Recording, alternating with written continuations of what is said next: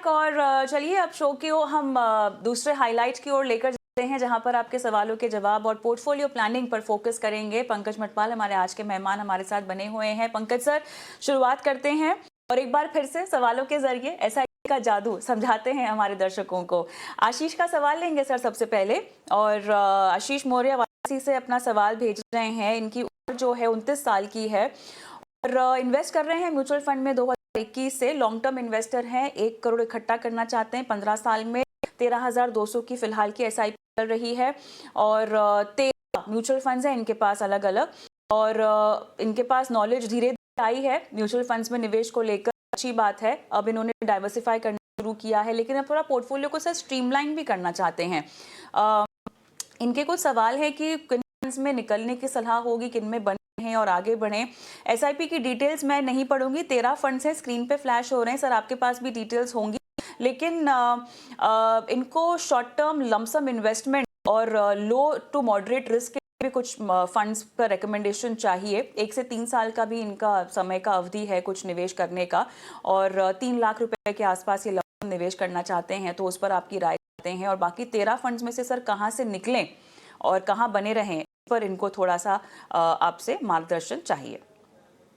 बिल्कुल, देखिए कविता जी, उन्होंने खुद कहा है कि वो नए हैं और अब थोड़ी समझ आई है।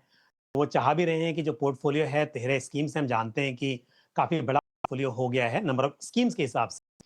तो मैं सजेस्ट करूँगा कुछ स्कीम यहाँ पर एसआईपी रोकी जा सकती है। दूसरी बात ये भी है, देखिए आप एसआईपी देखेंगे तो यहाँ पर डाइवर्सिफाइड फंड्स हैं और कुछ थीमेटिक और सेक्टोरल फंड्स भी हैं, और नए निवेशों में मेरे हिसाब से डाइवर्सिफाइड फंड्स में रहना ही सही रहता है।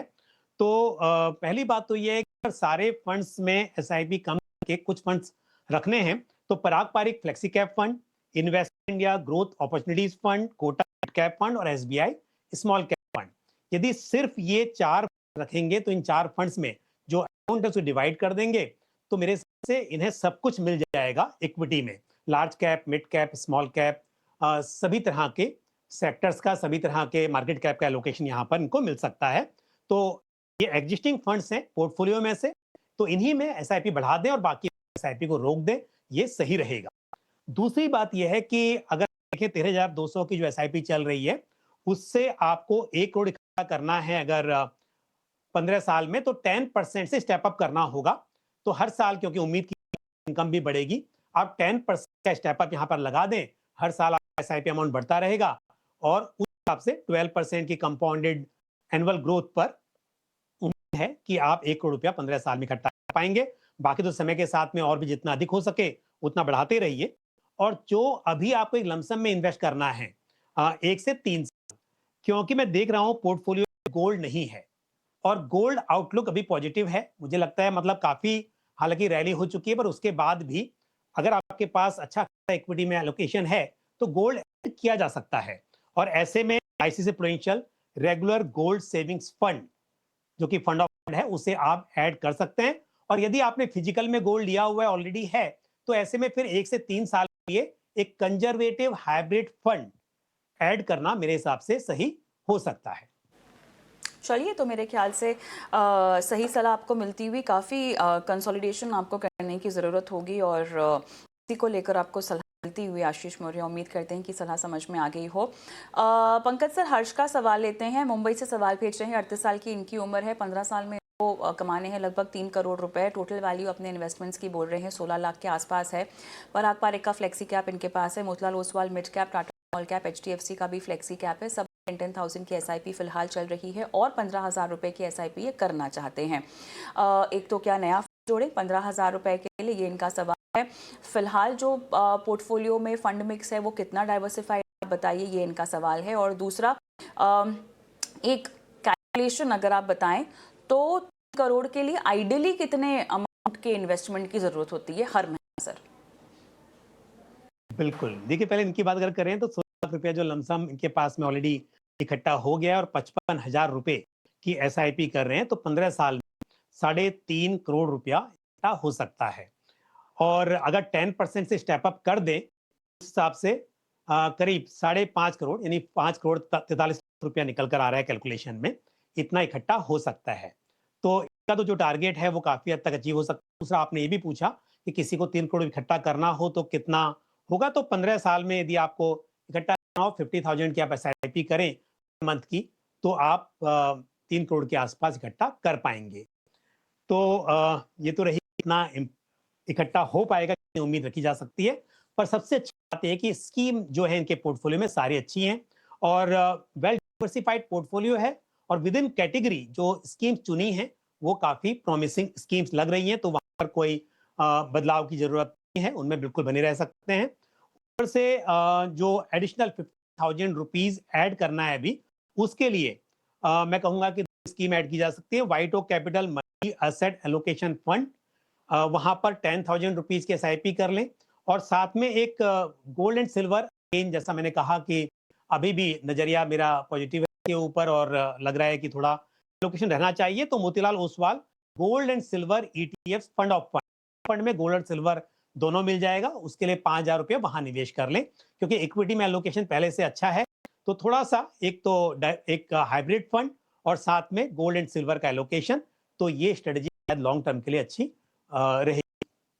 चलिए, तो हर्ष के लिए लॉन्ग टर्म के लिए ये स्ट्रैटेजी सामने आती हुई। सर, पवन का भी सवाल ले लेते हैं और इन्होंने अपनी एसआईपी फंड्स में चल रही है उसकी डिटेल्स हमें दी है। SBI small cap, Tata small cap, Nippon का भी स्मॉल कैप, बंधन का भी स्मॉल कैप, क्वांट का भी स्मॉल कैप है, कैप इनके पास है, कोटक का, मोतीलाल ओसवाल का और पराग पारेख का फ्लेक्सी कैप है। इन्वेस्टमेंट टाइम इनका जो है 10 साल तक के है और 2026 में ये रिटायर भी हो जाएंगे। 20 से 30 लाख का और इन्वेस्टमेंट भी इनको करना है, तो वो कहाँ करें, ये इनका सवाल है। पवन साहब को पता नहीं क्या किसने ये फंड मिक्स रेकमेंड किया होगा सर, लेकिन रिस्की पोर्टफोलियो है और अब ये 2026 में रिटायर भी होने वाले हैं। मुझे नहीं पता, अब ये 2 साल से एसआईपी कर रहे हैं, ऐसा ट्रिकी हो गया इनका इन्वेस्टमेंट टाइम और इनका रिटायरमेंट टाइम और उसमें भी सर इनकी स्मॉल कैप में बहुत ज़्यादा एक्सपोजर है। बताइए इस ऐसे पोर्टफोलियो के साइड इफेक्ट्स क्या होंगे? बिल्कुल, देखिए कविता जी, ये पवन के पिताजी का पोर्टफोलियो है जी। तो हाँ। तो बता तो रहे हैं, लेकिन पिताजी ने बहुत ज्यादा निवेश स्मॉल कैप में कर लिया है, अगले साल रिटायर होने वाले हैं, तो पहली सलाह तो यह है कि स्मॉल कैप में से एग्जिट कर लें। भले ही पवन कह रहे हैं कि उनके पिताजी 10 साल के लिए निवेश करेंगे, लेकिन क्योंकि हम जानते हैं जब आपकी इनकम आ रही होती है, एक्टिव इनकम होती है और समय आपके पास लंबा होता है, तो अगर लॉस भी हो जाए तो रिकवरी के लिए समय आपके पास रहता है। लेकिन अगर वो रिटायर होंगे तो ऐसे में स्मॉल कैप से एग्जिट कर लेना चाहिए।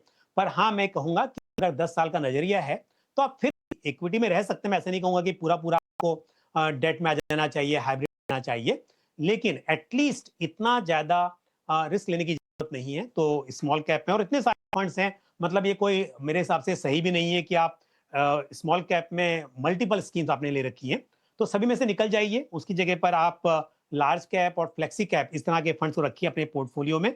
और दूसरी बात यह है, अगर मैं फंड्स की बात कर देता हूं तो एचडीएफसी निफ्टी 100 इंडेक्स फंड, ये एक पैसिव फंड इंडेक्स फंड है लार्ज कैप में। बजाज फिनसर्व का फ्लेक्सी कैप फंड और पराग पारिक का फ्लेक्सी कैप फंड। मैं फ्लेक्सी कैप फंड बता रहा हूं, पर दोनों की स्ट्रेटेजी बिल्कुल अलग है, तो इसके लिए ये दोनों फंड्स रखे जा सकते हैं पोर्टफोलियो में। तो ये तो रही बात जो एसआईपी की इनमें करनी चाहिए। और जहां तक सवाल है जो अभी लमसम जो पैसा रिटायरमेंट का होगा, शायद जैसे कह रहे हैं कि 30 लाख 20 से 30 लाख इन्वेस्ट कर सकते हैं, उसके लिए मेरी राय ये होगी कि उसे आपको हाइब्रिड में रखना चाहिए। तो एक स्कीम होगी ICICI Prudential Balance Advantage Fund और दूसरी स्कीम है White Oak Capital Multi Asset Allocation Fund. तो एक इक्विटी और डेट का हाइब्रिड और दूसरा इक्विटी डेट और गोल्ड में आपको मिलेगा। तो 2 हाइब्रिड स्कीम्स हैं लमसम के लिए, उसे आप थोड़ा सा स्टैगर्ड मैनर में इन्वेस्ट करें। और एसआईपी के लिए तो बिल्कुल आप जितनी जल्दी हो सके ये बदलाव जरूर कर। आगे बढ़ते हैं और शो का आखिरी सवाल भी हम ले लेंगे सर। यहाँ पर अंकित वर्मा का हम सवाल लेंगे और क्वांट का स्मॉल कैप फंड 3,000 रुपए की SIP, Bank of India LSS Tax Saver 1,000 रुपए, मोतीलाल ओसवाल मिड कैप में 1,000, बंधन का भी स्मॉल कैप है उसमें भी 1,000 इनके पास है। इन सब फंड में मंथली एसआईपी चल रही है 50 साल के लिए। क्या इसमें कोई चेंजेस की ज़रूरत है या नहीं, और हर साल 10% का स्टेपअप भी ये करना चाहते हैं? बिल्कुल, देखिए पहली बात तो ये है कि शायद ईएलएसएस की अब इन्हें जरूरत ना पड़े, जिस हिसाब से इस साल में टैक्स का स्ट्रक्चर है, न्यू टैक्स रिजीम सुटेबल रहेगा मेरे हिसाब से इनके लिए। चेक कर सकते हैं और उस हिसाब से Bank of India ELSS Tax Saver Fund का जो पैसा है उसे डाइवर्ट किया जा सकता है Motilal Oswal mid cap fund में। लॉन्ग टर्म का नजरिया है, already Motilal Oswal mid cap fund portfolio में है, 1,000 रुपया है, उसे 1,000 बढ़ा दें। और क्वांट स्मॉल कैप फंड में भी एसआईपी कैंसिल कर दें, उसकी जगह जो एचडीएफसी फ्लेक्सी फंड आपके पोर्टफोलियो में है उसमें एसआईपी का अमाउंट बढ़ाया जा सकता है। और जहां तक सवाल है टारगेट का, तो 6,000 रुपए महीने की जो एसआईपी कर रहे हैं 10% से स्टॉप करेंगे तो 15 साल में 50 लाख रुपया इकट्ठा किया जा सकता है। लेकिन समय बहुत लंबा है, आप रिव्यू करते रहिए और समय समय पर बढ़ाते रहिए अपने निवेश को, ताकि आप और भी बड़ी रकम इकट्ठा कर। ऑलराइट, चलिए इसी के साथ मेरे ख्याल से शो को भी हम यही समाप्त करते हैं। बहुत बहुत धन्यवाद पंकज सर, आपने समय दिया और दर्शकों के सवालों के जवाब भी दिए आज। और दर्शकों से हम इजाज़त लें उससे पहले आपको बता दें कि अभी भी सवाल आप इस शो में भेज सकते हैं। ये इकलौता शो है जहाँ पर आपके पूरे पोर्टफोलियो की प्लानिंग हम करते हैं, आपको बताते हैं कि किस फंड्स में आप बने रहें, निकल जाएं, कौन सा निवेश, किस तरह का निवेश आपके किस तरह के लक्ष्य के लिए सही है या नहीं है। अगर आप भी अपने investment, insurance, credit card, loan से जुड़ा कोई भी सवाल पूछना चाहते हैं या अपने रिटायरमेंट को लेकर पीएफ, एनपी या किसी पे सवाल भेजना चाहते हैं तो सवाल व्हाट्सएप कर सकते हैं।